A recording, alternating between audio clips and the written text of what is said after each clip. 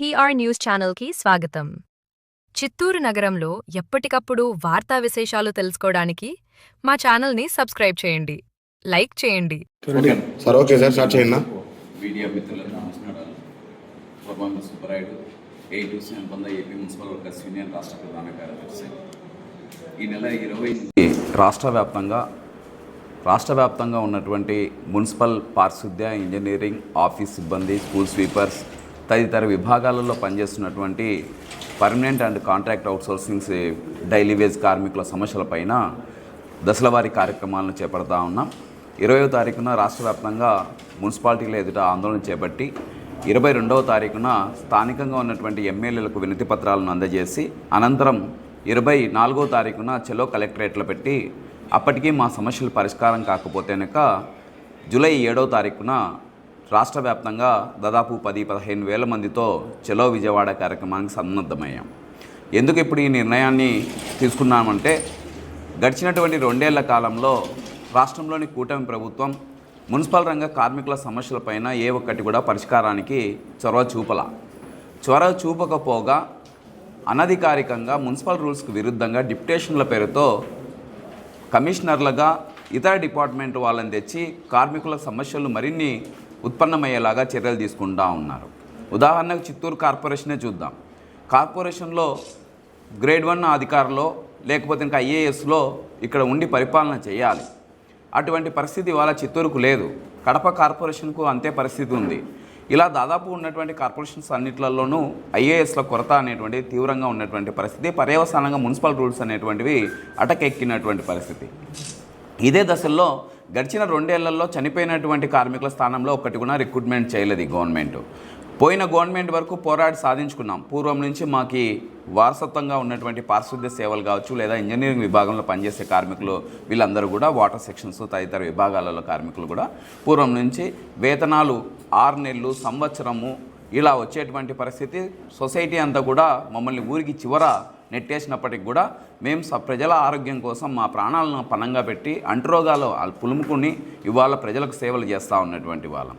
కానీ కూటమి ప్రభుత్వం వచ్చిన తర్వాత 2 ఏళ్ల నుంచి రిక్రూట్మెంట్స్ లేవు. చనిపోయిన స్థానంలో కానీ, రిటైర్డ్ అయినటువంటి కార్మికుల స్థానంలో కానీ. పైపెచ్చు గవర్నమెంట్ ఏమంటుంది, స్వచ్ఛ సర్వేక్షణ పేరుతో మొత్తం అభివృద్ధి చెందాలి నగరాలు, పట్టణాలు అని చెప్పేసి సుందరీకరణ జరగాల్సిందే. ప్రజలకు నుంచి వచ్చే వ్యర్థాలన్నీ రీసైక్లింగ్ చేసేసి దాని నుంచి ఆయిల్ను ఉత్పత్తి చేస్తాము, సంపద సృష్టిస్తాము, లేదా రామ్కి లాంటి సంస్థలకు వీటన్నిటిని అమ్మేసేసి ఈ చెత్తనంతా కూడా అక్కడి నుంచి వచ్చినటువంటివి హైవేలలో చిప్స్ లాగా మార్చి ఆ రకంగా కూడా సంపద సృష్టిస్తామంటా ఉన్నారు. ఈ సంపదలో భాగం ఎక్కడ అని చెప్పేసి ఇవాళ మేము మున్సిపల్ వర్కర్స్ యూనియన్గా అడుగుతా ఉన్నాం. కార్మికుల స్థానం తగ్గితే దాన్ని భర్తీ చేయాల్సిన బాధ్యత ప్రిన్సిపల్ అథారిటీగా ఉన్నటువంటి కమిషనర్లకు ఇవాళ హక్కులు లేకుండా ప్రభుత్వం చేస్తూ ఉంది. పైపెచ్చు ఆప్కాస్ను రద్దు చేయడానికి ఇవాళ కుట్ర పన్నుతూ ఉంది. అందుకే ఆప్కాస్లో 2 ఏళ్ళుగా రిక్రూట్మెంట్లు లేవు. దీని మీద మంత్రి నారాయణ గారు అసలు మాట్లాడడానికి పరిస్థితే లేదు. ఆయన ఎంతసేపు ఉన్నా కానీ అమరావతి పైన దృష్టి సాధించారు, లేదా విశాఖలో గూగుల్సో ఇంకొకటో వాటి ఏర్పాట్లపైన దృష్టి పెట్టాడు తప్ప ఎక్కడ కూడా మున్సిపల్ అడ్మినిస్ట్రేషన్ పైన దృష్టి పెట్టినటువంటి దాఖలాలు లేవు. ఇవాళ జలధారకు హారతి ఇవ్వడానికి ముఖ్యమంత్రి చంద్రబాబు నాయుడు గారు రేపు మదనపల్లెకి వస్తూ ఉన్నారు 20వ తారీఖున. 2 ఏళ్లుగా మున్సిపల్ కార్మికుల కన్నీటి ధారపైన అసలు స్పందిస్తున్నటువంటి దాఖలాలే లేవు. ఎక్కడ కూడా కార్మికులు అనారోగ్యాల పాలవుతూ ఉన్నారు. ఆదివారం పూట కానీ, పండగ పూట కానీ సెలవు దినాలు లేవు. ఎన్ని మేడేలు జరుపుకోవాలి? ఇప్పటికీ పేడెగ్గున పూర్తి కాలం సెలవు దినాన్ని ఇచ్చేటువంటి దాఖలాలు లేనటువంటి పరిస్థితి ఉంది. మేము 1952లో ఆనాటి మా పూర్వీకులే సాధించి పెట్టుకున్నటువంటి జీవోలు, ఇళ్ల స్థలాలు మున్సిపల్ కాలనీలలో ఏర్పాటు చేసి ఇవ్వాలనేటువంటి జీవోలు 2008 రాజశేఖర రెడ్డి గవర్నమెంట్ వరకు అమలయ్యాయి. ఉమ్మడి హైదరాబాద్లో బోర్బండలో నుంచి కానీ, కడప మాసాపేటలో కానీ చాలా చోట్ల ఇచ్చినటువంటి పరిస్థితి. కార్మికులకు ఏర్పాటు చేశారు. స్వచ్ఛ సర్వేక్షణ కాదు, సఫాయి కర్మచారి కమిషన్ రూల్స్ అండ్ రెగ్యులేషన్స్లోనే మున్సిపల్ పారిశుద్ధ్య కార్మికులకు జీవోల ప్రకారము ఎటువంటి రుసుము లేకుండా మున్సిపాలిటీలలో ఇళ్ల స్థలాలు నిర్మించి ఇవ్వాలనేటువంటిది పొందుపరచబడి ఉంది. వీటిని మున్సిపల్ ప్లాట్లలో అధికారులు, రాజకీయ నాయకులు వీళ్ళు పంచుకుంటున్నారు తప్ప ఎక్కడ కూడా శానిటేషన్ వర్కర్లకు అరంగులం కూడా ఇచ్చినటువంటి దాఖలాలు లేవు. ఈ దశల్లోనే పైపచ్చి రెగ్యులర్ కార్మికులకు సంబంధించినటువంటివి 5 డిఏలు పెండింగ్లో ఉన్నాయి. 2 ఏళ్ళు అవుతా ఉంది. సరెండర్ లీవ్లో ఎన్కాష్మెంటు ఇంతవరకు ₹1 రాలేదు. కార్మికులు సాధించి పెట్టుకున్నటువంటి గ్రాట్యుటీ చట్టం అమలు కావట్లేదు. చంద్రబాబు నాయుడు ఏమో ఇవాళ 2 ఏళ్లకు సంబంధించి సుపరిపాలన చేస్తున్నానని చెప్పేసి కూటమి ప్రభుత్వం అని చెప్పేసి అసలు ర్యాలీలు బహిరంగ సభలు భారీగా పెడుతున్నారు. అసలు విడ్డూరంగా ఉంది. ఇవాళ చంద్రబాబు నాయుడు గారు అంత రాజకీయ అనుభవంతో ఉండి ఎన్నికల్లో గద్దెనెక్కుతానే ఉద్యోగ కార్మికులు 85% నాకు ఓటేశారు, మీకు రుణపడి ఉంటానని చెప్పినటువంటి చంద్రబాబు నాయుడు గారు ఇవాళ గ్రాట్యుటీ అంశం మీద మాట్లాడుతున్నటువంటి దాఖలాలు లేవు. 12వ PRCకి సంబంధించినటువంటి కమిటీ నివేదికలు ఇంతవరకు లేవు. ధరలు అమాంతం పెరిగిపోయాయి.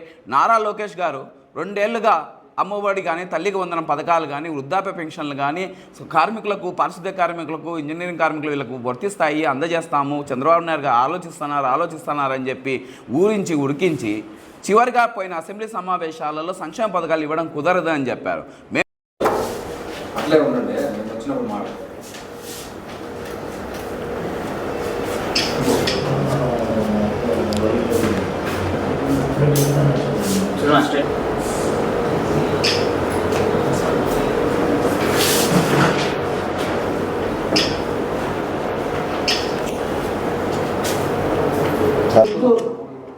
మున్సిపల్ వర్కర్స్ సంబంధించి ఇక్కడ ఈరోజు ఆంధ్రప్రదేశ్ వస్తే ఇందులో ఇంటి అద్దె ఎంత ఉంది? నగరాలలో 4,000కు పైనే ఇళ్ళు ఉన్నాయి. బాడిగలు, ఇంటి బాడిగలు. పిల్లల చదువులేంటి? స్కూళ్ళు తెరిచారు. ఇవాళ ఉన్నత విద్యలు మేము పిల్లలను చదివించుకోవాలా వద్దా? విద్యా దీవెన పథకాలన్నింటినీ ఆపేసినటువంటి పరిస్థితి ఉంది. అంటే హైయర్ ఎడ్యుకేషన్కు ముందుకు పోనీయకుండా, మేము చనిపోయిన స్థానాల్లో, రిటైర్డ్ అయిన స్థానాల్లో మా పిల్లలకు పనులు ఇవ్వకుండా ఇవాళ థర్డ్ పార్టీ కాంట్రాక్ట్ని తీసుకురావడానికి స్వచ్ఛ సర్వేక్షణ పేరుతో నారా లోకేష్ బాబు గారు ఆయన రాసుకున్నటువంటి రెడ్ బుక్లో ఉన్నటువంటి ఆయన అనుయాయులు కాంట్రాక్టర్లకు 1000 మందికి ఇవాళ కాంట్రాక్ట్ ఇవ్వడానికి, మున్సిపాలిటీలలో స్థానిక సంస్థలలో ఉన్నటువంటి సంపదనంతా కొల్లగొట్టి ఇవ్వడానికి ప్రయత్నం చేస్తూ ఉన్నారు. ఇది మున్సిపల్ రూల్స్కు పూర్తిగా విరుద్ధమైనటువంటిది అనేటువంటి దాంతో ఇవాళ మేము మా హక్కుల కోసం, స్థానిక సంస్థల పరిరక్షణ కోసం ఈ ఆందోళన కార్యక్రమాన్ని చేపడతా ఉన్నాం. ఇప్పటికైనా ప్రభుత్వం స్పందించాలి, లేకపోతే చలో విజయవాడ అనంతరము సమ్మెకు కూడా వెనకాడబోమని చెప్పేసి హెచ్చరిస్తూ ఉన్నాం.